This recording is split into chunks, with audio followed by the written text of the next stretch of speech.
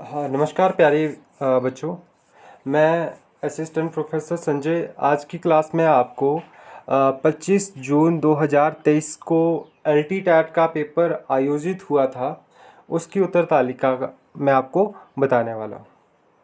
दोस्तों, हिमाचल प्रदेश की अगर आप लोग एलटी कमीशन हो, पीजीटी हो, या आप नेट सेट की तमाम परीक्षाओं की तैयारी कर रहे हैं तो इस यूट्यूब चैनल को आप बिल्कुल सब्सक्राइब करेंगे और बेल आइकन को भी आप प्रेस कीजिएगा ताकि जो भी मेरे आने वाले वीडियो है वो आपको जल्दी से जल्दी प्राप्त हो सके।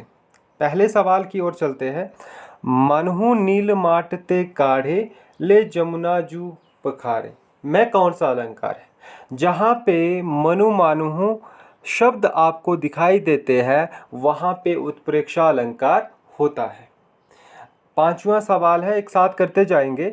इनमें से गोदान का नायक है।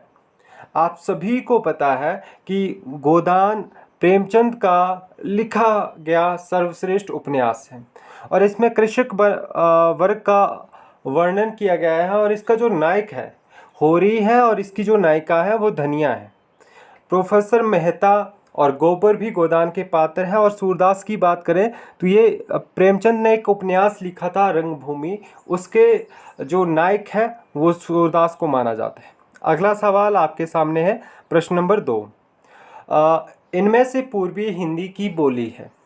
तो पूर्वी हिंदी की जो बोली है अवधी, बघेली और छत्तीसगढ़ी, ये तीनों जो है वो पूर्वी हिंदी की बोली मानी जाती है। अगला सवाल आपसे पूछा गया था कि रहस्यवाद का संबंध है। आप हिंदी साहित्य में दो तरह के रहस्यवादों की बात करते हैं, एक साधनात्मक, एक भावात्मक। तो दोस्तों, ये जो रहस्यवाद चलते हैं वो निर्गुण ब्रह्मा से इसका संबंध होता है। तो इसका सवाल सही उत्तर होगा ए। अगला सवाल आपके सामने है, प्रश्न नंबर 3। अंधेरे में कविता किस कवि की है? ये मुक्तिबोध की सबसे लंबी कविता मानी जाती है और आपको पता है फैंटेसी के जो जन्मदाता है वो गजानंद माधव मुक्तिबोध को माना जाता है। प्रश्न नंबर 7। सूरदास के गुरु का नाम क्या था? तो बच्चे, आपका आंसर हो जाएगा बल्लभाचार्य। बल्लभाचार्य ने पुष्टि मार्ग की स्थापना भी की थी और आपको पता है अष्टछाप की जो स्थापना की है वो विठलनाथ ने की है। तो ये सवाल भी आपकी परीक्षा के लिए बहुत ज़्यादा महत्वपूर्ण है अगर आप एलटी कमीशन या पीजीटी की तैयारी कर रहे हैं। आगे के अनुसार असाध्या वीणा किस वृक्ष से बनाई गई थी?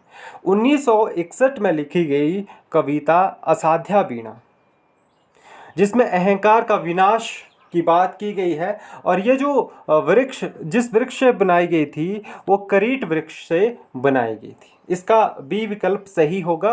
प्रश्न नंबर 8। जूही की कली कविता के रचयिता है। तो जूही की कली सूर्यकांत त्रिपाठी निराला द्वारा लिखी गई है और ये जो लिखी गई थी वो निराला की सबसे पहली कविता थी। 1916 इसका प्रकाशन वर्ष माना जाता है। आगे चलते हैं।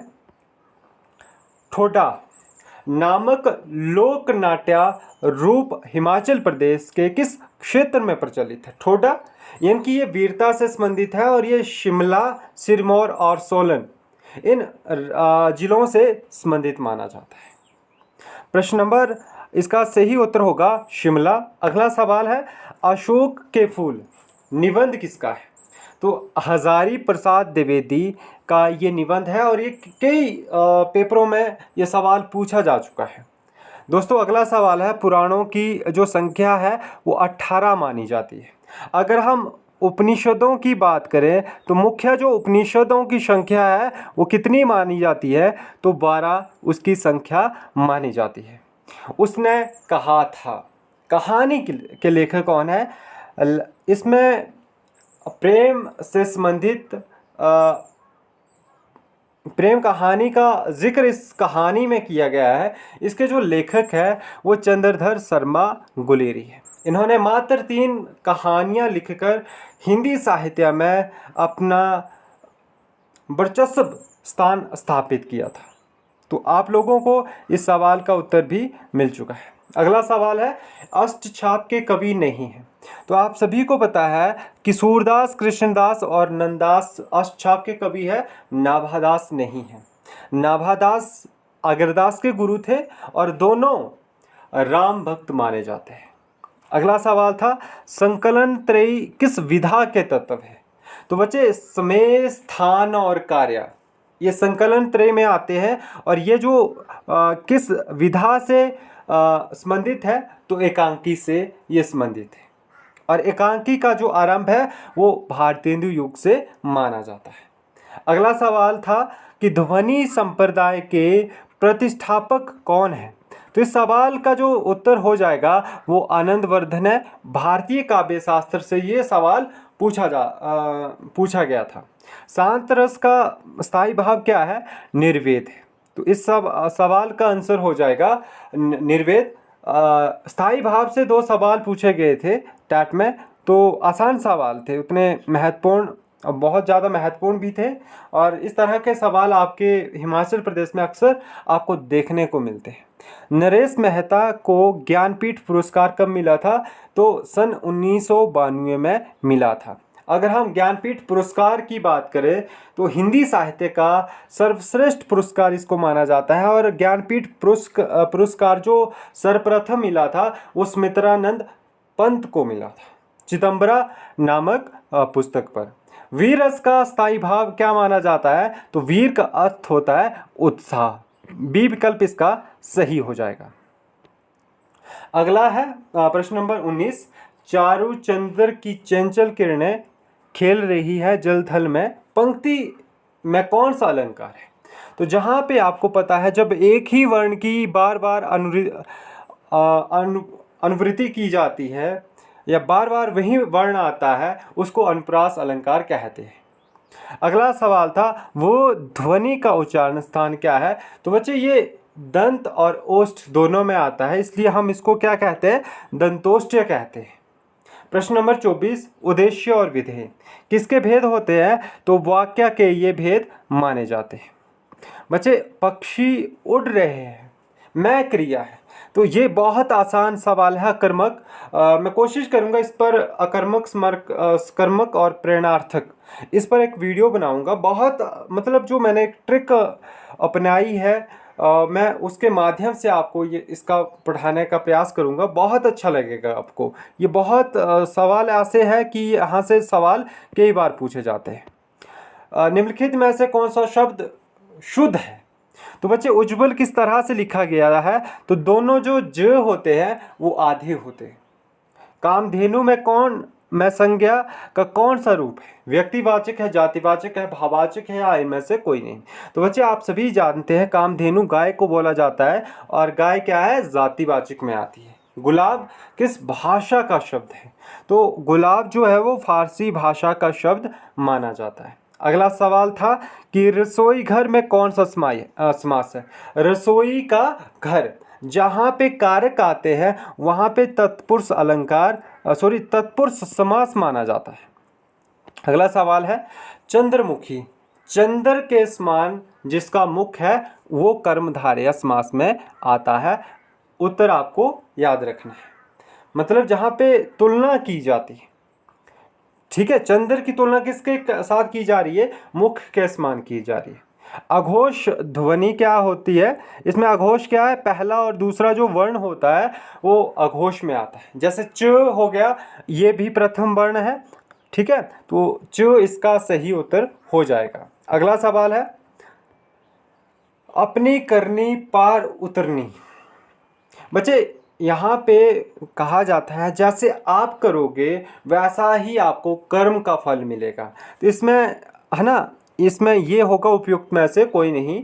तो जैसा आप कर्म करोगे वैसा ही आपको फल मिलेगा, तो इसका है ना अर्थ होता है। कौन सा शब्द सही है? तो पूजनीय कैसे लिखते हैं? जो वी विकल्प है पूजनीय, इस तरह से पूजनीय लिखा जाता है। अगला सवाल आपके सामने था कि रामचरितमानस किस भाषा में लिखा गया है? तो रामचरितमानस हिंदी साहित्य का सर्वश्रेष्ठ प्रबंध काव्य माना जाता है। तो ये जो लिखा गया था वो अवधी भाषा में लिखा गया था। अगम शब्द है, तो बच्चे अगम जो शब्द है वो तत्व शब्द माना जाता है, बी विकल्प इसका सही हो जाएगा। अगला सवाल था कि नागरिक प्रचारणी सभा की स्थापना कब हुई है? 1893 में। मैंने इसकी ट्रिक आपको सर है ना सर ट्रिक बनाई थी। इसकी जो स्थापना की थी 3 लोगों ने की थी, स से श्याम सुंदर दास, श से शिव कुमार और र से राम नारायण। अब देखो अगला सवाल था उपटन का तत्सम रूप होगा। तो बच्चे उद्धृतन इसका सही होगा, ए विकल्प इसका सही होगा। आगे चलते हैं कि देवनागरी लिपि की उत्पत्ति किससे हुई है? तो देवनागरी जो लिपि है उसकी जो उत्पत्ति है वो कहाँ से मानी जाती है? वो आपके ब्रह्मी लिपि से मानी जाती है। आपको याद रखना है, ब्रह्मी से देवनागरी लिपि की उत्पत्ति मानी जाती है। तरंग किसका परिवाची है? तो उर्मी का जो परिवाची माना जाता है वो तरंग माना जाता है। शुद्ध परिवाची जो वर्तनी है वो है बच्चे आजीविका। आजीविका जो ए विकल्प है वो सही है, आजीविका। इस तरह से आजीविका लिखा जाता है। विराग का विलोम क्या होता है? राग का अर्थ होता है विराग। राग का है ना विलोम विराग होता है। आप सभी को याद रखना है। सवाल ये थोड़ा सा विवादित है, ये मेरे ख्याल से नक्षत्रों का है ना, इसमें विकल्प नहीं है, ये गलत सवाल मेरे अनुसार होना चाहिए। अगला सवाल था गुण संधि का उदाहरण है। तो बच्चे ए विकल्प इसमें है और मैं है ना इसकी वीडियो मैंने पहले कुछ समय पहले डाली भी थी, तो आपने वहाँ से है ना पढ़ा भी था और ये सवाल मैंने बोला भी था, इस तरह का सवाल आपसे पूछा जा सकता है। अपर अपार शब्द युग्म का सही अर्थ कौन सा होगा? बच्चे अपर का अर्थ होता है दूसरा और अपार का अर्थ होता है असीम। तो इसका बी विकल्प इसका सही होगा। 41वां प्रश्न, अभ्यंतर का सही अर्थ होता है। अभ्यंतर का अर्थ होता है भीतर, ठीक है। अभ्यंतर का अर्थ क्या होता है? भीतर। तो इसका सी विकल्प हो जाएगा किसी वस्तु का भीतरी भाग। 45वां प्रश्न है कि शब्द में प्रत्यय नहीं है। तो बच्चे बेहाल है ना, इसमें प्रत्यय शब्द नहीं जुड़ा है। अगला सवाल था राकेश आया होगा। तो बच्चे इसमें अभी तक संदेह है कि वो पहुंचा है कि नहीं पहुंचा है, ये जो है होगा वो संदेहवाचक में आता है। आगे चलते हैं। अगला सवाल आपसे जो पूछा गया था, आधी रात का समय के लिए प्रयुक्त शब्द है। तो आधी रात का जो समय होता है उसको हम क्या कहते हैं? निशीथ कहते हैं। जो अर्धरात्रि होती है उसके जो समय होता है उसको हम निशीथ कहते हैं। आप सभी को याद रखना है। अगला सवाल था पूछा गया था प्रश्न नंबर 47, वाक्य में रिक्त स्थान की पूर्ति कीजिए।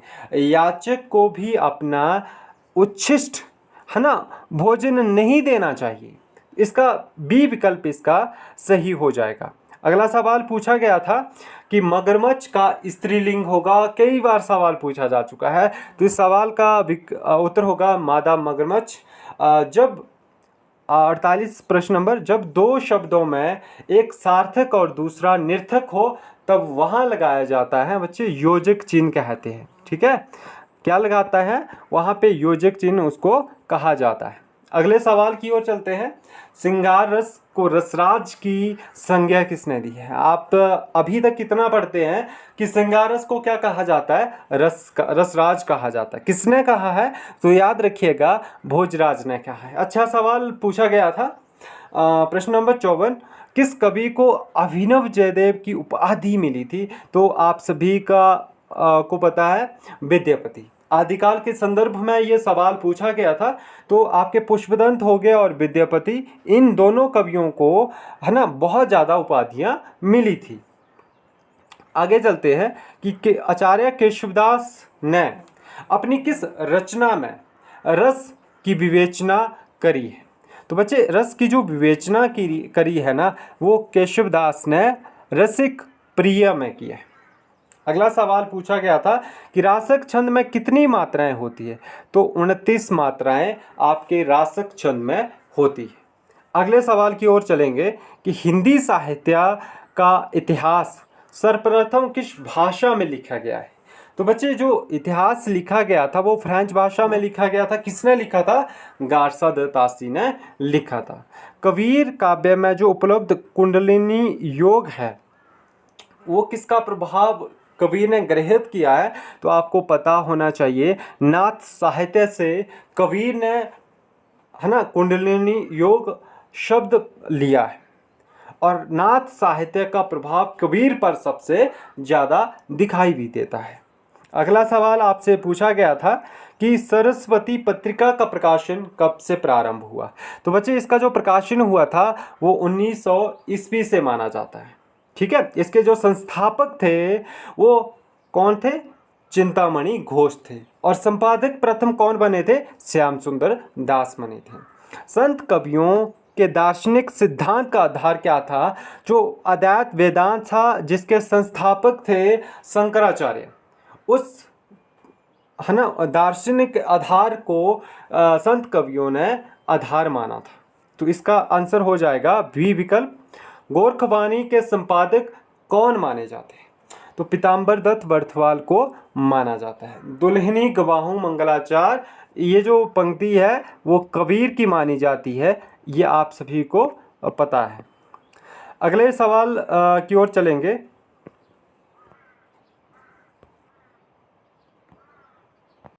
इसमें कुछ एक सवाल नहीं दिए गए हैं और 58 के बाद सिर्फ 69 आपको सवाल देखने को मिल रहा है। कठिन काव्य का प्रेत किस कवि को कहा जाता है? तो दोस्तों आपको पता है केशवदास को कठिन काव्य का प्रेत कहा जाता है, रामचंद्र शुक्ल जी ने कहा था। साकेत की रचना का मूल उद्देश्य क्या होगा? तो उर्मिला को महत्व देना साकेत की रचना का मूल उद्देश्य था। मैथिली शरण गुप्त इसके लेखक थे। प्रश्न नंबर 70, अलंकार चंद्रोदय नामक ग्रंथ के रचयिता कौन है? तो रसिक सुमति को इसका लेखक माना जाता है। सुंगनी साहू के घराने से किस छायावादी कवि का जन्म हुआ था? तो जयशंकर प्रसाद का, है ना, जन्म हुआ था सुंगनी साहू में। अगले सवाल की ओर चलेंगे। कनक छरीसी कामनी काहे को कटी छीन? तो ये शेख रंग रेजनी सही हो जाएगा, बी विकल्प इसका सही हो जाएगा। अगर हम विरह काव्य की बात करें तो हिंदी का जो प्रथम विरह काव्य माना जाता है वो आंसू को माना जाता है, जयशंकर प्रसाद द्वारा अभिकृत किया गया है। अगला सवाल था बिहारी सतसई की अमर चंद्रिका टीका किसने लिखी है? तो अमर चंद्रिका के जो लेखक है वो सुरती मिश्र को माना जाता है और हिंदी का जो पहला उपन्यास है वो प्रेक्षा गुरु को माना जाता है। अगले सवाल की ओर चलेंगे कि नव भक्तमाल के रचयिता कौन है? तो राधाचरण गोस्वामी को माना जाता है। अगर भारतेंदु की बात करें तो अर्ध भक्तमाल की बात करते हैं तो भारतेंदु का है, और भक्तमाल की बात करते हैं तो नाभादास, परंतु यहाँ पे नव भक्तमाल पूछा था तो राधाचरण गोस्वामी उसके लेखक हो जाएंगे। तितली ये जयशंकर प्रसाद जी का उपन्यास है, तो इसका जो प्रकाशन वर्ष पूछा था वो 1934 इसका प्रकाशन वर्ष माना जाता है। अगले सवाल की ओर चलेंगे। नवासी, पूर्णिया जिले के मैरीगंज को किस उपन्यास के कथानक को केंद्र बनाया गया था? तो इसमें मैला आंचल, है ना, मैला आंचल में मैरीगंज जो गांव था उसको कथानक बनाया गया था उपन्यास का। अगला लास्ट सवाल है, मलबे का मालिक कहानी के लेखक कौन है? तो मोहन राकेश को माना जाता है। दोस्तों इसका दूसरा भाग आपको बहुत जल्द देखने को मिलेगा और उम्मीद करता हूँ आप सभी को ये पाठ बहुत अच्छा लगा होगा। आपको जो भी पढ़ाया गया है वो आपको पूरी तरह से समझ आ गया होगा। आप सभी का धन्यवाद अंत तक देखने के लिए।